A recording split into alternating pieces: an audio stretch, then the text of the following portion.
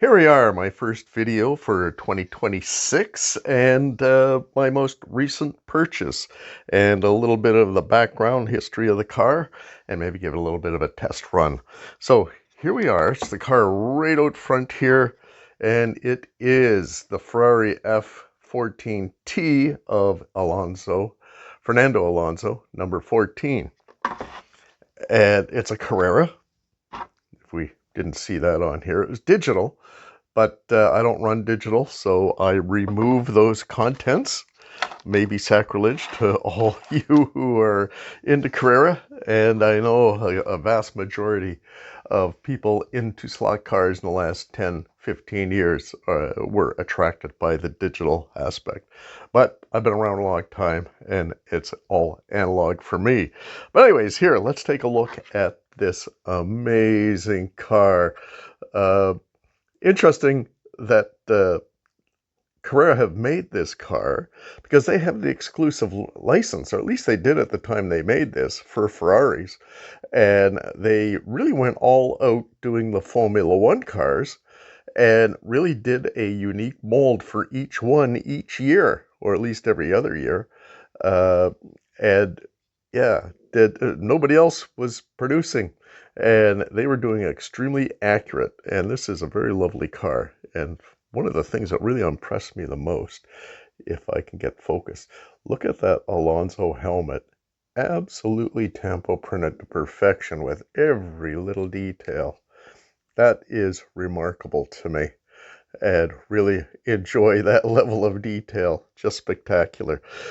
Just in contrast, I did do a quick review of the cars from 2000 to 2009, and this was the 2009 Ferrari that Carrera did, and pretty good helmet compared to many of the manufacturers of just any slot car, let alone Formula One. Never went to this level of helmet reproduction and detailing. But again, just to review back, this is exquisite and amazing. Like, just the fine detail is incredible. Almost worth the price for that alone. Now, I bought this as a secondhand, although I'd never seen track time. I was at a hobby shop about 45 minutes to an hour away in Dundas, Ontario. I'm in Niagara Falls, and was doing a run of other things in the Hamilton area, which is right next door to Dundas. But I popped in, and they had this on the shelf in this packaging without the clear case over it, because they bought somebody's collection. So anyways, a great deal on this car was $40 Canadian, so I just couldn't pass it up. And again, I'm a huge Formula One fan, so I couldn't resist regardless. Now, the one thing about the real car, it was not successful at all. It was actually labeled as one of the worst Ferraris ever from a Formula One standpoint. And not only was it not very successful, it wasn't particularly appealing look-wise. That swooping front nose and that opening was kind of referred to as the vacuum cleaner. But anyways, it's a great runner. Ignoring the odd shape nose of this car, everything else about it is exquisite. Very cool here. I mean, look at all the detail of the wing elements of this front end. I was a bit concerned when I was looking at this initially, and what I like about the Carrera cars is, yeah, the front nose, the way it's attached, and you really can't see here, is that it will pop off in an accident. Let's see if I can remove it here. There we go. If you can see that. See, there's a little plug here, and you can see where it would plug in. And it's just the right amount of tension that it hangs on, but if you have an accident, it pops right off and saves the wing from destruction. And yeah, I've only had this very short time, but that nose is, the front wing has come off a few times due to collisions. So yeah, it's done its job, and I'm very, very pleased with it. Now, in contrast, a slot car that I have from the same year. This is 2014, but this one is made by Scalextric, and this is the Mercedes from 2014, and it has a very similar front nose. Yeah, a much more subtle swoop down and a little bit of a rise and opening here compared to the Ferrari. But man, I don't drive this much, and for the few times I've driven it, I've taken that front nose off, and it doesn't pop off. It's got these two pieces on either side that plug in for either side of that front wing, and that front wing has shattered numerous times, and not even a big off, but just off enough that it hits the fence, and that wing just blows up. So that's been glued many, many times to keep that intact.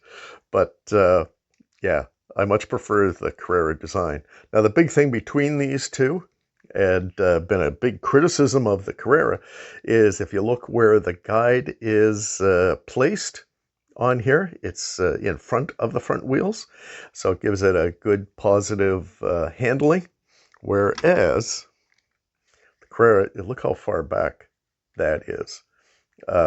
And without magnets, I think it might be almost impossible to drive. And when it comes to magnets with these Carreras, they come with two sets of magnets. There's one across here, and then there's a huge one across here. And it's so glued down around the track, it doesn't get very fast. And certainly not a challenge. You can go full out around the track at a reduced speed because of the magnetic effect.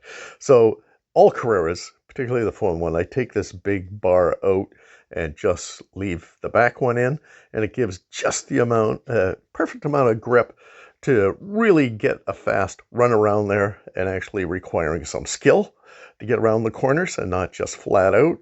And it's very satisfying to drive. Now, I wanted to compare that to the 2009 Carrera Ferrari, and I think there is one in between 2009 and 2014 between these two, but you really see a difference in accuracy of the rule changes in Formula One that's represented by these slot cars. One is size. If I line up the back tires, we can see that evolution of Formula One cars getting bigger. If you look at the front wheel alignment, yeah, this 2014 is bigger, longer. The front nose wing is protruding much farther ahead. And yeah, I think maybe, I'm not sure if it's narrower. Yeah, if you look compared to the wheels, the newer regulation, it's narrower. Look at the rear tires and the way they line up. So very, very accurate, scale accurate, which is, yeah, a major plus for me. Yeah, I do a home track. I'm not into super fast tuning of wood track cars and such. So this suits my collecting and running of the cars perfectly. I like accuracy, and the slot cars and their extension of the rest of my collection of books and die casts and the history of the car and everything about it, from drivers to designers to the tracks they raced on and everything else. So this is a great representation of that. Now on this car, again, the detail. Look at the back. Now if I can put my finger in here, these little fins hanging off the back wing, you can see they're cut into the design. So it's, in many cases, they're just like little indents to represent. But here they've actually carved into the bodywork, which is excellent. Underneath, they have this protrusion here, which is a separate piece. I'm not sure if you can see it. There we go. A separate piece, but it's accurate to the real car. And again, I think it's just all part of the airflow and Venturi effect underneath the car, even though it's pretty much flat bottom, but it does have the kick up at the back for ground effects. So yeah, every aspect is really well looked at and taken care of. And of course the paint, the All of the liveries on here, sponsorship, everything is dead accurate and exceptionally well produced. So can't say enough for this car. And again, a direct comparison of 2014 between the Mercedes and the Ferrari. And again, I talk about that detail in the back. Here's similar notches, but it isn't cut through like in the Carrera one. It's just an indent representing how that works. But again, I mean, they're both just incredible in detail and accuracy and scale to the real thing. Again, Scalextric, look at the detail or lack of detail on that helmet. Not very impressive. I'm not even sure who that's supposed to represent. Actually, I think it's Nico Rosberg at this time. There's Nico, and then there was Lewis Hamilton. Which one this is representing, I can't remember offhand, but I'm sure aficionados out there know exactly who this car is. I should just do my research a little better. But there we go. Beautiful, beautiful. But between the two, this is my runner. Not so much this one, because it's fragile. This one here is a lot of German-made things, very robust, and yeah, can take a good venture off the track and survive unscathed. Where this one, yeah, you got to find the pieces and piece it back together. Anyways, let's give it a little bit of a run and just see the performance between them. Yeah, with Carrera, let me just give one more thing here. Yeah, little bag of goodies. There's the digital plate here that I've removed and direct wired, so again, I don't do digital. Carrera's great, in which they give you a spare guide. They give you another set of brushes here, and there's that huge magnet that I took out of the middle of the car, which really is not necessary. And they give you, and not that I think it's going to be necessary in this case, another set of mirrors, which is great. If I look at them here and location, I think the idea of them coming off is slim. Whereas Scalextric, yeah, you get some extra braids and that's it. And then, yeah, you're out of luck. And if you want to go digital, it does have a plate you can take off to digitize it. But again, not into digital, because I like all brands of slot cars. I don't want to dedicate to one type of digital chip. And on top of that, my collection is 450 cars plus. I'm not shipping all those. Cost me a fortune, and a lot of them wouldn't even have the space to be able to digitize them. So not going to worry about it so much. Okay, so let's move on and do a little bit of a road test. Okay, first up is we have the 2014 Alonso Ferrari Formula One car. Let's go.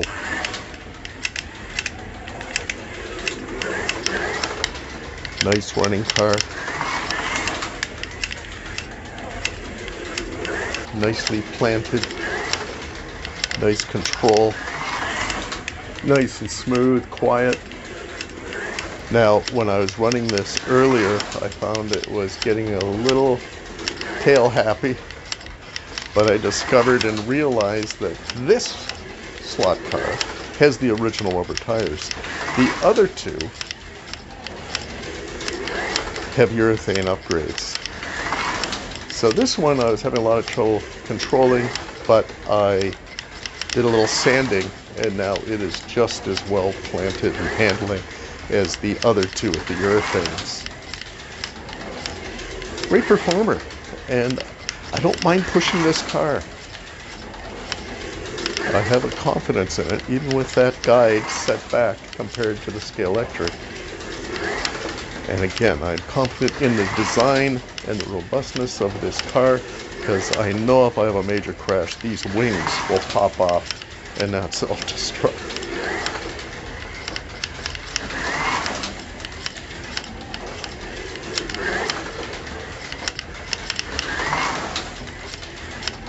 All in all of the cars I'm showing here are a lot of fun, run really well.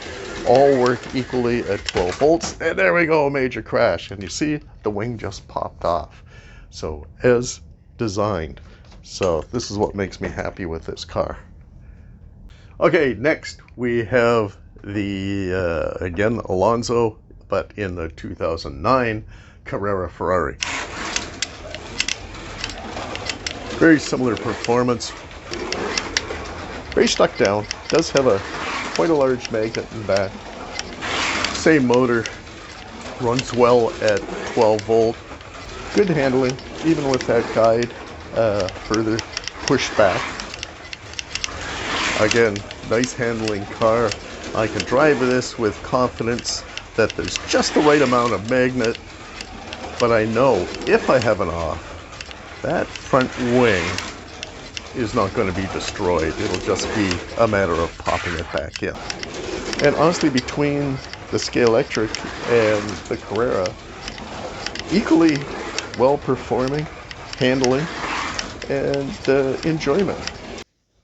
Now, in comparison, we have the Scalextric of the 2014 Formula One World Drivers' Championship. The driver who won, can't remember if it was Hamilton or Nico Rosberg at this point, 2014, but definitely Constructors' Championship. But anyway, this is a Scalextric version of a 2014. So we'll give that a run. Nice and smooth. Has more of a whine to the motor gearing, but runs very smooth. And I would think seems to be about the same speed. Handling seems very similar. Even with that guide position, doesn't seem to be as any better or worse from one to the other. Handles very, very well. Really can't see to get the back end to step out, so I don't know if that's a stronger magnet or just better handling or what that might be on the Scalextric car. But again, I don't know if I'm holding back a little bit with this car, knowing how fragile that front wing is, because I know if I come off, that's going to shatter. It's not going to pop off for an easy fix. It's going to be a major gluing.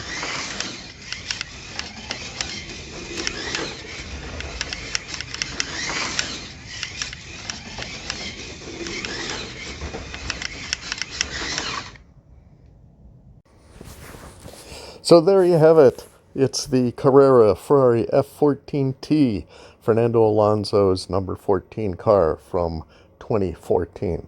So to me, it was a great purchase. Really enjoyed driving this car. And actually, I'm really looking forward to Carrera's latest Formula One car, Max Verstappen's Red Bull. And as soon as I get a hold of one of those, I'll be doing a review for sure. Okay, well, till then, we'll see you next time.